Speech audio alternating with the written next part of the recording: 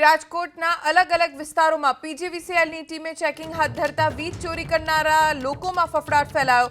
પીજીવીસીએલની 47 જેટલી ટીમે રાજકોટના અલગ અલગ વિસ્તારોમાં ચેકિંગ હાથ ધર્યું, જેમાં રૈયા રોડ, માધાપર, શાસ્ત્રીનગર, વીર હનુમાન ચોક, રાણી મારુડીમાં વિસ્તારમાં ચેકિંગ હાથ ધરવામાં આવ્યું।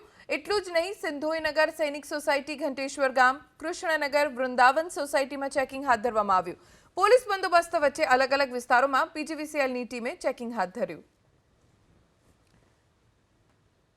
મોડાસા કે જ્યાં ઝડપાયેલ કથિત નકલી સિંચાઈ કચેરી મુદ્દે રચાયેલી તપાસ કમિટીએ 2 મહિનાની તપાસ બાદ ડીડીઓને અહેવાલ સોંપ્યો।